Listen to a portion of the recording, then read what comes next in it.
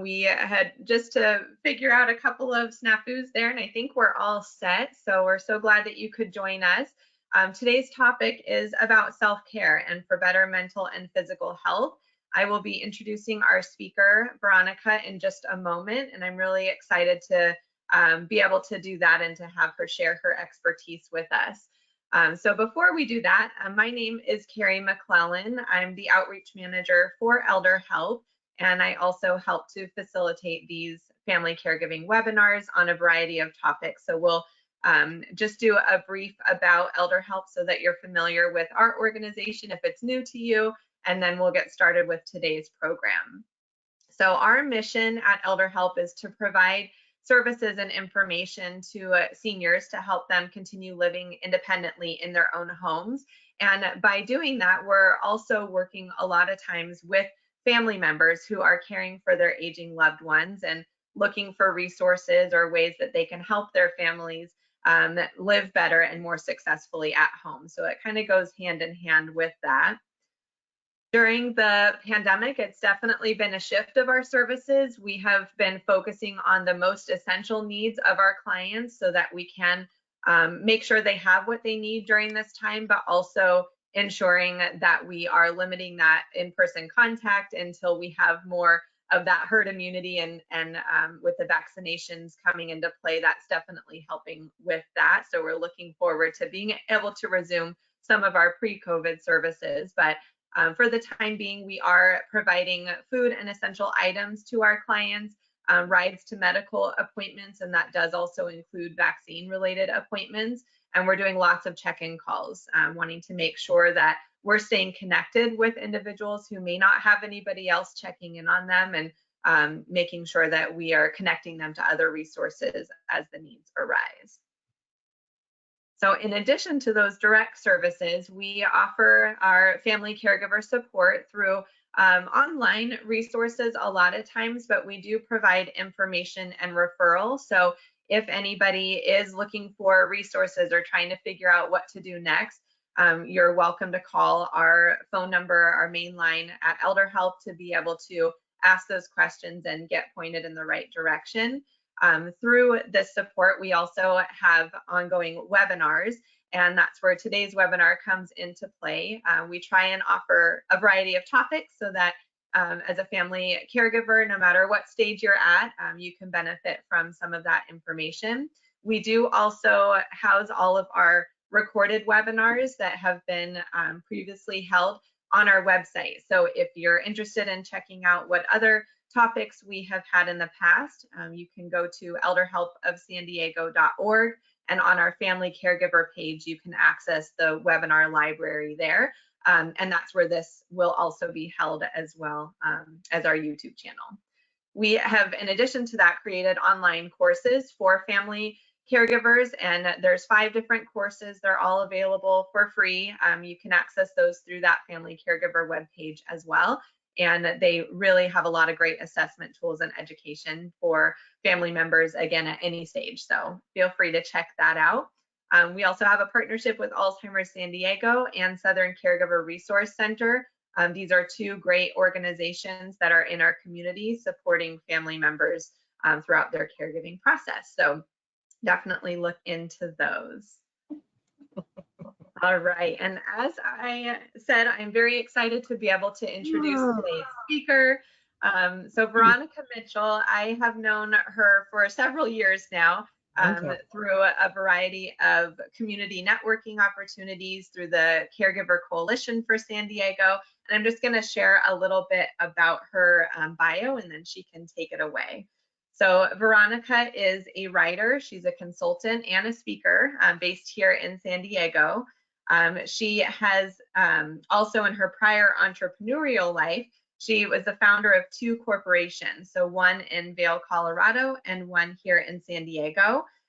She owned a senior services and transportation business with her sister for over 16 years here in San Diego. So she definitely has a lot of experience, not to mention she is the primary caregiver for her own parents. She has now started a consulting agency to help families and individuals, as well as organizations, navigate successful aging, family caregiving, as well as the legal cannabis industry. She's definitely an advocate for seniors and caregivers with women, and she volunteers on different committees and is involved with other organizations.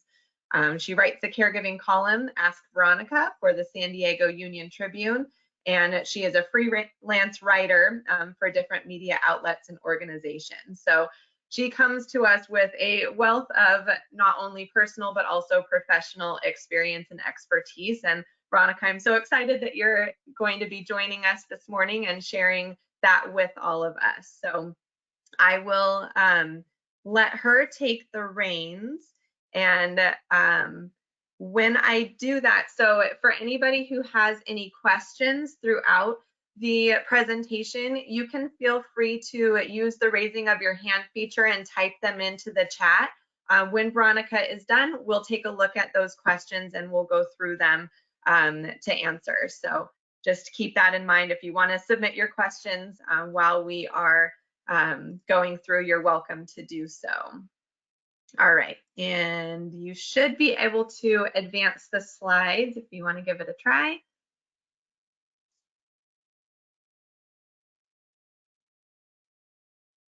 Yay! Oh, there it is. All right, great. So, hi everybody. Thank you so much, Carrie, for the introduction. I really appreciate it. I love speaking about self-care, and it's all part of resilience. It's all part of helping caregivers.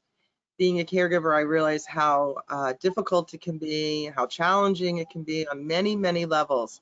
So for me, I'm just happy to be able to give some practical real life tips and skills that have worked for me, my sister, when we owned our business, and now as we are caregiving for our parents. So thank you so much. Again, these are my opinions, and I believe self-care is healthcare. So we're going to talk about that.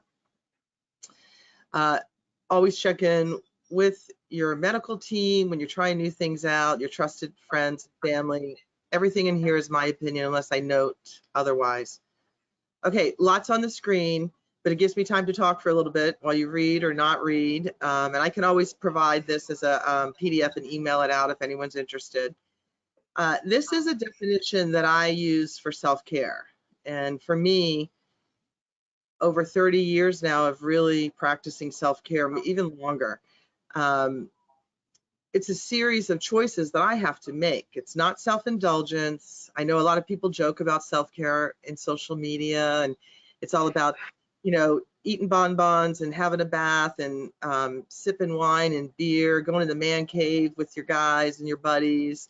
But those actually can be components of self-care because we do want to have social interaction, enjoy some good chocolate. I love taking baths. But really, really self-care is setting up a daily routine, a practice, if you will, and also setting up goals and ways to measure it to see if it's working. I mean, caregiving is you're giving your life essence to care for other people, and you're still trying to maintain a life, right? And so that's a lot to balance. So now the next slides are going to be more picture oriented, and we're just going to kind of discuss, but I just wanted to set up that you have to adapt and adjust your self-care to have successful, healthy aging, okay? And as a caregiver, I want to be as healthy and successful aging as I can. I'm 54 years of age. My parents are 86. They're actually doing really well, even though they have a lot of health, age-related and chronic health conditions. They're doing well. They could live quite a while longer. So I need to figure out a way to enjoy my life. So that's why self-care is a big deal to me. So let's go through the program. I always start with acceptance on many, many programs because as human beings, we always want to try and fix everything, find a better way, which of course is how I live my life. I want to do everything more efficiently and better, but everything has to start with acceptance in the present moment of the reality of what you're living, not based on 15 months of living in a pandemic where honestly at the end of the 15 months where if you follow me, if any of you are my readers, you know I've been sharing the whole caregiving through COVID. My sister worked out in the public. We had all just moved into a multi-generational house to care for our parents. So I had to, cook her meals, send them out.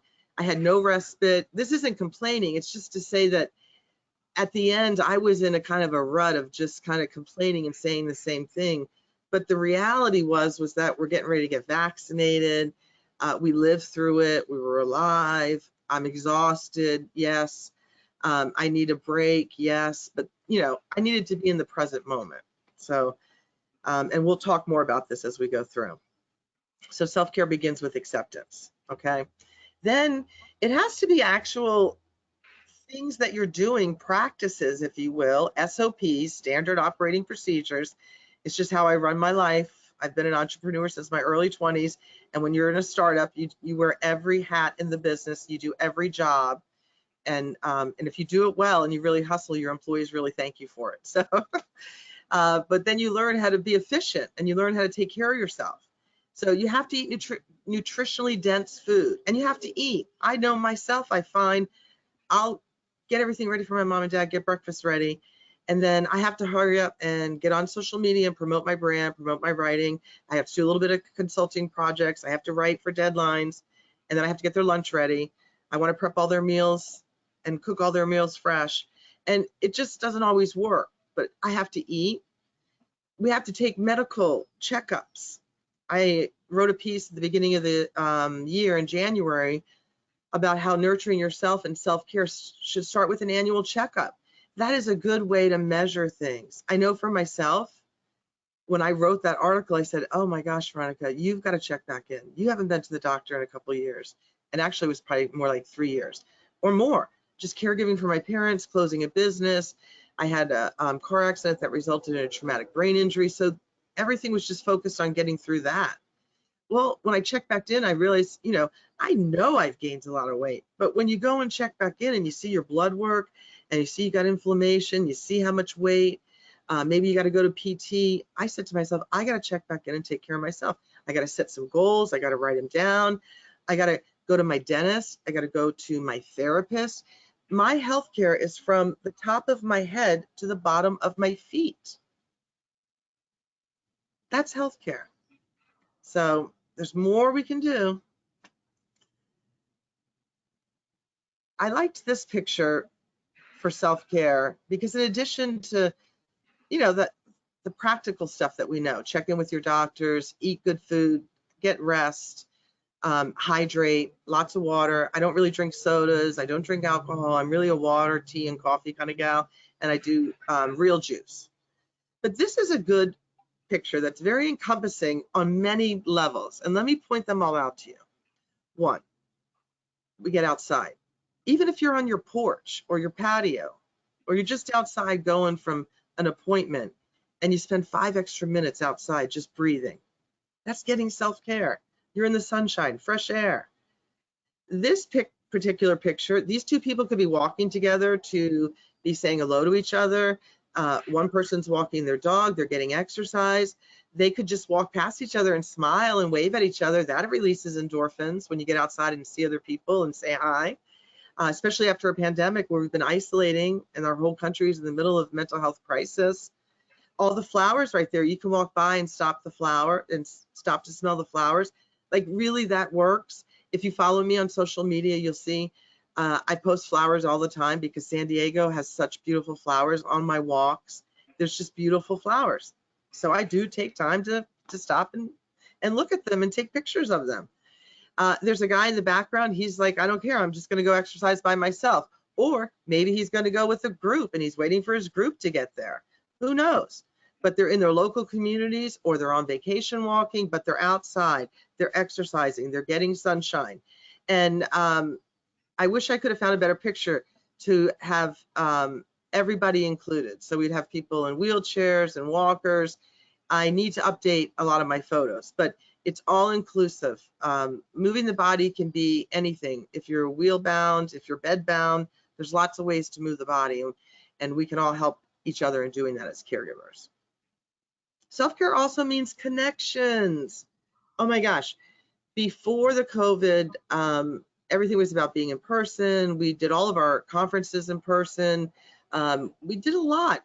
Many people probably didn't even use Zoom. Maybe they used FaceTime. Maybe they did Duo on Google with the Android phones, but a lot of people probably didn't do it. All of a sudden, during pandemic, everybody can connect now through technology. It's fabulous. So they're getting the good endorphins by seeing smiles, engaging with people. After the pandemic, certainly we can still meet with friends and family safely, wearing masks where needed indoors, still following protocols. You can volunteer. There is a study out of the UC Berkeley that talks about social capita. What I say for social capita, I like to remind everyone that we're human beings. We need human connection. And when we get that human connection, it actually increases all the good stuff in our body. It reduces cortisol, stress hormones, releases endorphins, and many other things. Then it also is, the bank account reference is that the more that you have social connection with people, it's like you're putting a deposit into your bank account. And I don't know about you, but I need deposits in my bank account. And that's what's going to hold you through the tough times. When you are socially engaging and volunteering and doing other things, that's giving you some stamina to help you get through the tough times. So I can't say enough about social capital. Okay, this picture I have to replace too. It probably doesn't translate. It's hard to read all the words, but it's easy for me right now to speak and I can see it, but I'm going to fix that. But the thing about positive self-talk and mindset and meditation and all of that, sometimes people make a big deal about it, and some people are snobby about it, and some people are like, you have to do it this way. This is the only way to do yoga. This is the only way to meditate. This is the only way to calm your mind. And really, that's not the truth, right? I mean, there's so many ways to meditate. You could literally be laying in your bed and meditate. You could be in a bathtub and meditate. You could be sitting on your porch. You could sit like this person sitting in the picture. There's so many ways. The point of meditating is for an extended period of time to focus on your breath and your breathing, to unplug from electronics and music, unless you're doing a guided meditation that might have some music. See, there's all kinds you can do. Deepak Chopra has a great program online. He does 21-day guided meditations. He gives you a little workbook. You can do the work. He gives you a mantra to say over and over again. And it's this whole program, and it's free, and it's online. You can do it anywhere. So you can meditate with a mantra, without a mantra. I like this picture of this gal. She's unplugged. She's playing her music. She's at the beach. I mean, that could just be 5 minutes. Then maybe she has to go back to work. I mean, I do that. When I'm running my mom and dad around to appointments and I need a break, let's say they're at Liberty Station at a medical, that's where one of their doctors is located. Because they're ambulatory, because they don't have cognitive decline and they're okay, I can leave them safely at their doctor's appointment. And even if it's for 5 or 10 minutes, I will drive to the other side, park my car, run out and stretch by the water for 5 minutes and do deep breathing before I go back and get them. And then I even multitask. I take some pictures for my social media because I got to build my brand and build income because I'm one of the 53 million unpaid family caregivers. So I'm juggling caregiving, I'm juggling self-care, I'm juggling promoting my brand to try to get readership. So the point is 5 minutes. When I get back in that car, I have a whole new mindset. I mean, sometimes my parents will even say, wow, you must have had a really good break. Because I might have been complaining before that, or I might have been upset. I might have had some anxiety on deadline. Maybe things didn't go well. Maybe there was traffic. So many things happen in caregivers' lives that can increase things. So those moments that we can steal away, even if it's in the closet, even if it's in the bathroom and you lock the door for 5 minutes, right? Even if you know the person's totally fine, but maybe they're having anxiety, they're yelling for you, a couple minutes with you in the bathroom for a moment to collect yourself and to breathe, and you know they're safe, it's fine. You've got to juggle all this in your caregiver life so you can be a great caregiver and be a great person in your personal life, okay? Quieting the mind, deep breathing, and then I want to talk just a little bit about affirmations. I know a lot of people think they're foo-foo-y. What is an affirmation? Why do I have to talk positive to myself? You know, What is it all about? I've been doing affirmations for a very long time. I'm a survivor, and I have been in therapy. I've done a lot of things to learn how to quiet my mind, how to focus my mind.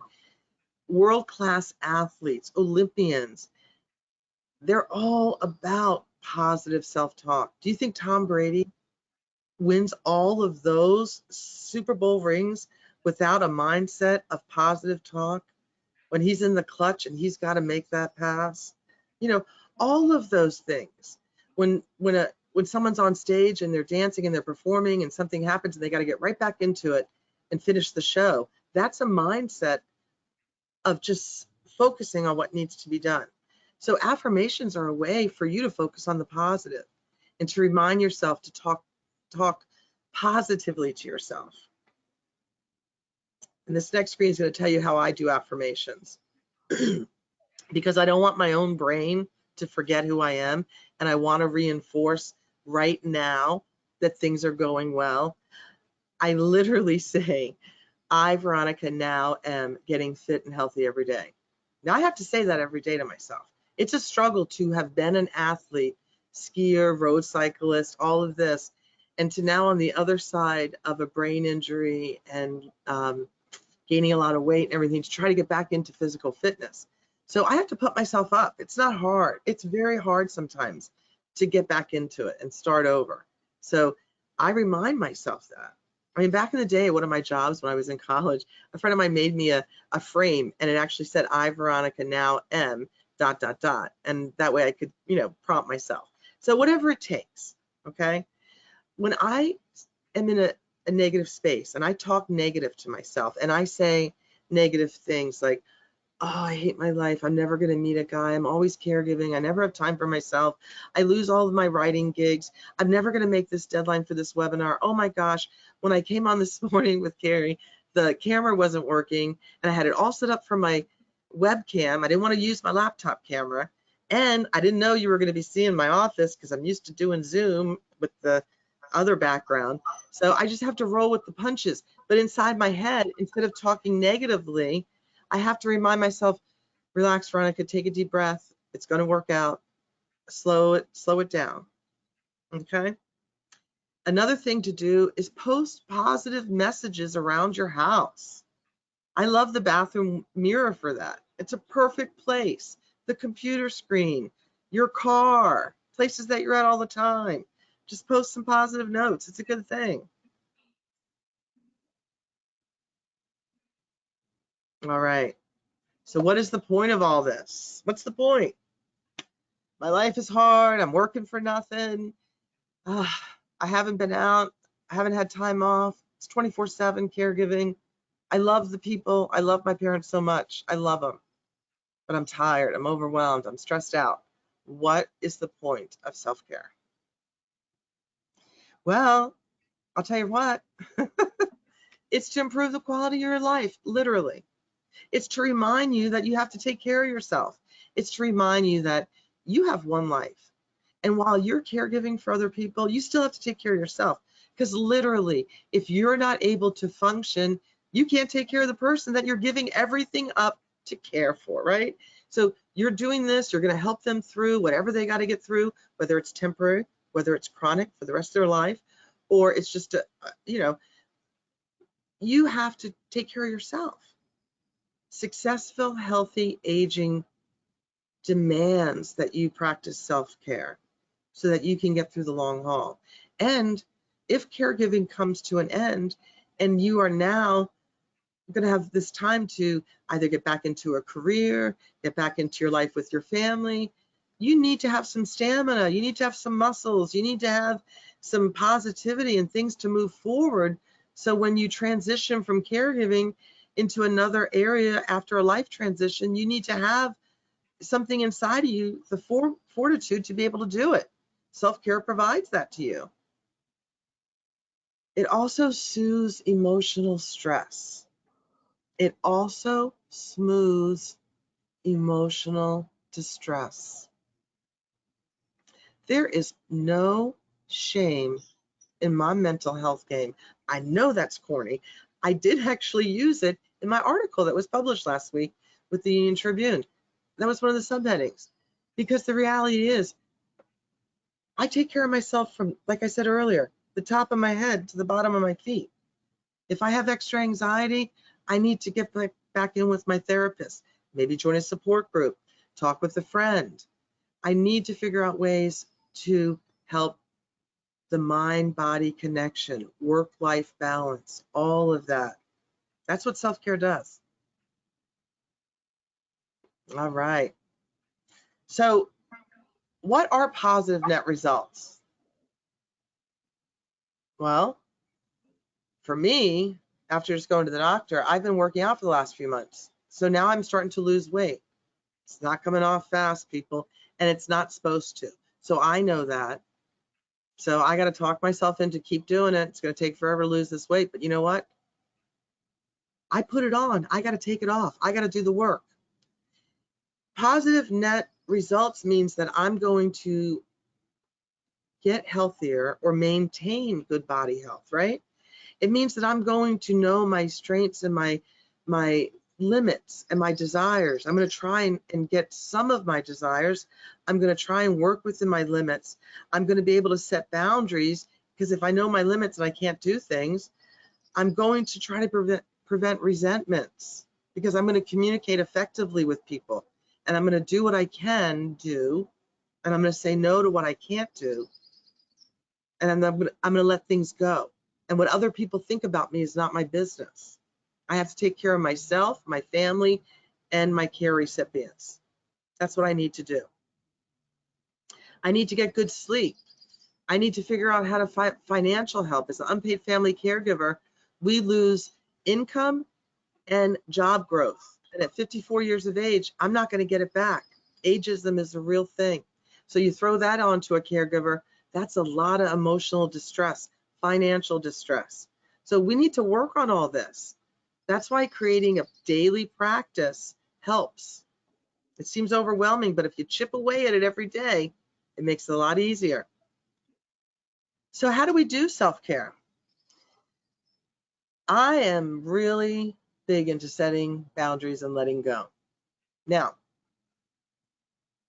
some people might not like that. And when you start setting boundaries and you say to family members that on a regular basis, maybe they cancel and they don't come over and cover for their shift of the family caregiving, you got to figure out a way to have consequences. You have to figure out a way to let them know that they can't keep doing that. I've had clients send a bill to their siblings. I've had clients, work things out somehow, but you got to figure something out. If you have a caregiving situation where you keep bringing your mom and dad to something, but a social engagement, but they have other avenues for social engagement, but this one that they want to go to is just too far away given your work schedule, your family schedule, you might have to say no to them. And they may get upset with you. And when you explain it to them, if they still are upset, then you have to let that go, because you have to be efficient with your time, your money, your health. You have to figure out a way to please your family, your care recipients, and everything else. That's how you set up boundaries and you let things go. You have to measure what works. Are you able to save money? Have you cut expenses? Can you turn a hobby into something online that you could sell? Could you create a YouTube channel and have some kind of affiliate online money coming in? There's so much remote work right now. Caregivers have so much opportunity to actually find streams of revenue. So do you compress every day? Literally compress every day. My sister Laura and I, who we ran the business together, we are really great at that. And there were some times where months and months would go by. We don't even know how we got through it sometimes. But we do know, because we practice self-care. We always decompress. We always made sure we set time and did a lot of this stuff. So, and lastly, you have to love yourself, people. I don't love that I've gained all this weight. I don't love that I can't get on my bike. Well, I can. I just don't feel so comfortable on it. I don't love that, I have to work on some other health concerns that came out from the annual checkup. I don't love that I have post-traumatic stress and anxiety, and I have to manage that all the time. Every day I have to manage that. But I do love myself. So You've got to find a way to love yourself, because when you love yourself, everything else gets easier. I'm not kidding you. I know that sounds corny. It's the truth. This is just a good slide because I just, after COVID, I mean, all of these could apply to me probably at one point or another. I mean, just everything from, God, way back when we had to go out and my mom had to go to the ER and I couldn't go with her and they had to take her away, from going into elevators with them and people not wearing masks, to all of it. We all lived through it, but we lived through these words and all of this stuff every day as a caregiver. So when you look at this group of words, if that doesn't motivate you to say, I got to get some self-care because I don't want to deal with this every day, or I want to manage it better, because we're going to have this stuff. But how do we manage it? How do we get to the other side? You just do it. I know, it's corny. I'm a corny guy. What can I say?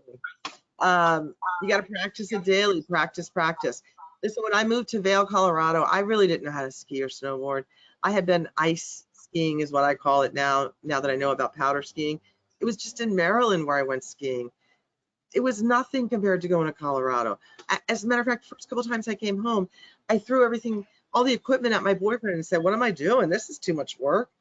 Oh my God, all the equipment, all the stuff. I don't know what I'm doing. He could go up and down the mountain 4 times by the time it took me to go down one run.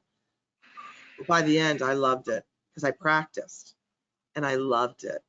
I'm not saying everything you're going to do, you're going to love. I'm just saying if you practice, it makes it easier. Because practice makes everything easier. Personal accountability, commitment. We're nothing if we don't stick to what we say. If we can't even be true to our own selves, it's put up or shut up time for me. I'm 54 years of age. I have to stay checked in with my health concerns now. I have to be committed to this. No ands, if, or buts. I got to look myself in the mirror, do my affirmations, change my negative thoughts, get outside, work out, move the body, decompress, so I can lose weight and be healthy and take care of my parents and take care of myself. I need to keep up with my medical for brain and body.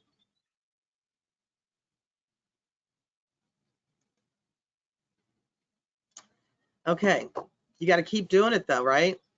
Because sometimes you'll do it for a few months, everything's going good, and then all of a sudden you're like, I can slack off that just a little bit. I don't need to do that tonight. But you know what? The older we get, the more stress we have, it's harder to sleep.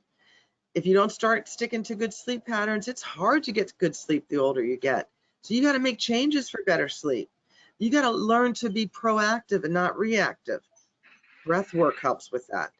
Asking for help, surrendering into the truth. Oh my gosh, did I struggle with that? Because I like to think I'm the strongest, smartest gal in the room and I can do anything. But the reality is I'm not. And we all need help. Everybody needs help. And you know what? You never know what's going to come out of it when you ask someone for help. When you share your story and you ask for help and you let another human being know that you need them, you give them the chance to rise to the occasion. You give them the chance to be of service. Wow, lots of endorphins going through right now. They're helping you, you're helping them. Oh my gosh, lots of good stuff is happening. So please, please be kind to yourself. I really am kind of this positive a lot, but I'm not always. So that's why I got to do the self-care. Because if you ask my sisters and my mom and dad, they might tell you a different story. So you got to work on it. All right, just a few reminders because I know we're getting down close to my 30 minutes and we want to open it up for some questions. But my family will tell you I'm Pete the Repeater, but I like to reiterate things because we have to hear things a handful of times for our brains to, to really get it inside of there. So please practice acceptance in your present moment, okay? Because sometimes when we seem so overwhelmed, everything seems like it's horrible, it's horrific, and it's never going to get better, and it's just horrible. But you know what? We take a few minutes, we take a breath, we take a moment, we change our thinking, things get better. I'm not saying everything isn't peach. It's never going to be peaches and cream. It's caregiving. Every day is chaos. There's 3 things you can count on in life: death, taxes, and change. As a caregiver, change is constant every day. So we have to figure out how to work around it. Importance of moving forward. Here's another thing. Misery loves company, people. Stay away from negative people. Pivot from them. Now that we're getting out and about, you know who your negative friends are. You know who those negative people are that are on committees where you work, or were at your jobs, or at any of the communities where you're working or going and visiting. You know those people. So it's okay to say hello and be cordial, but I just pivot. When those people come up to me, I just say, oh, excuse me, great to see you. I got to go to the restroom. You know, I don't want to be around negative people. I don't have to be. That's setting a boundary, and that's letting it go. Okay. And sometimes that changes other people because they might realize there are negative. And then you have to change your negative thoughts, right? You got to change your negative thoughts. So practice, practice, practice. You must practice self-care. But if you do it and you do it regularly, I'm not an absolute kind of person. I don't promise a lot in life, but and I don't even guarantee that much, but I do guarantee if you practice self-care, you will feel better. It's going to take you a while to figure out what works for you and to get it together, but it will. Setting goals, and how do you measure them? Well, you got to get annual checkups. You got to check in with all your doctors. You got to set goals for your financial health. Even paid caregivers are underpaid, overworked, and don't have a lot of benefits. So we've got to work on our financial health as caregivers. We have to monitor our brain and emotional health, and we need to get help if we need it. And we need to adapt and change as we go. Everything in life is an adjust as you go mentality. Okay.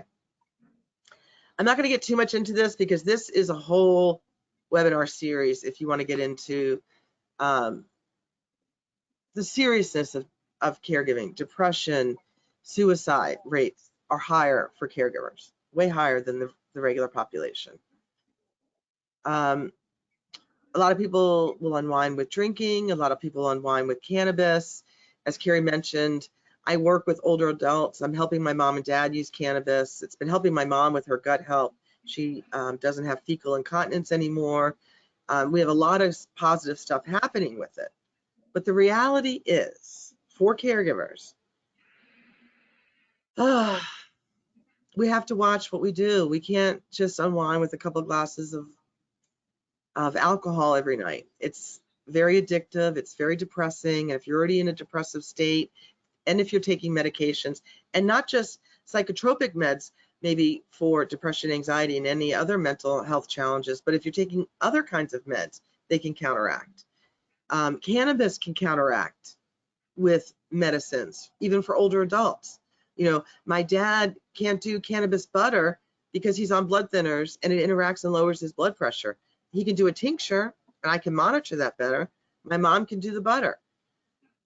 I can't do a lot of cannabis because I have to be aware for my parents. So we need to figure out a way to unwind and decompress and not always self-medicate. So trying to use some of the tools I've provided, and I'm not saying you can't unwind with a little wine here or cannabis where it's legal, better know your legal laws. But you need to be cognitive of what's happening inside of yourself. Check in with your doctors. See what's good for you, what's not, what works. And really keep in mind that it's really about self-care and getting you through the hard times, not just so that you can unwind and so much that you pass out and fall asleep. That's not going to serve a purpose. It's not going to help anyone. And quite frankly, it's going to create way more problems. So try to focus on some of the other things that I mentioned, and I think you'll find some better results. Okay, lastly, please practice self-compassion. Be good to yourself. Stay away from negative people. And adjust as you go, caregivers, please. And always tell your stories. I don't know how many times I've told my story about being a caregiver or mentioned it somewhere, and inevitably you run into other caregivers, whether they give you a free cup of coffee at a cafe, or they give you a free pass to a conference, or they just sit and smile with you, or they share a story with you. As a writer, I love hearing people's stories.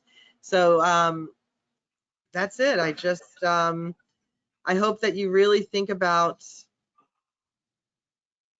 self-care and how important it is to you, yourself, and also your care recipient. So thank you for letting me share this with you. I hope that I didn't speak too fast. I hope that it's been able to provide some insight to what works for me, and maybe you can get some tricks and tidbits out of that to help yourself.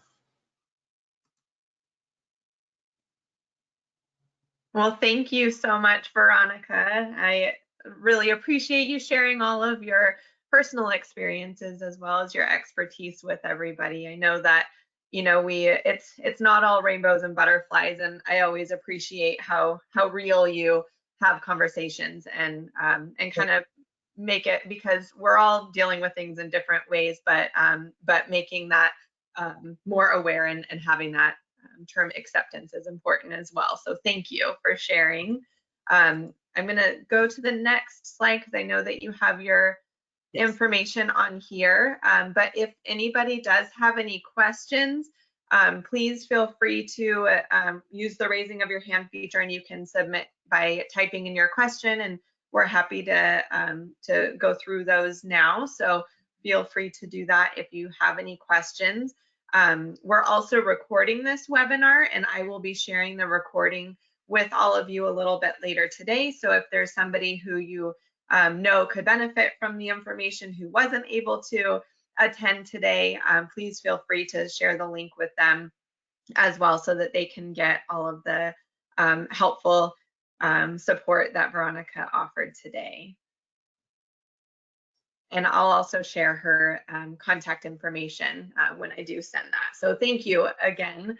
As we wait for any questions to come in, I'll just kind of move through the last couple of slides here. But we really appreciate your time and being with us this morning and sharing all of your expertise with the group. Thank you. Yes, of course. We do have another family caregiver webinar coming up in just a couple of weeks on June 3rd. It will be at 11 again on a Thursday. The topic will be living with memory loss, and that is in partnership with Alzheimer's San Diego. So if you have joined us in the past, we often have Amy Abrams who speaks, and she also shares a lot of really great information and resources. So feel free to register for that. The information's on our website already.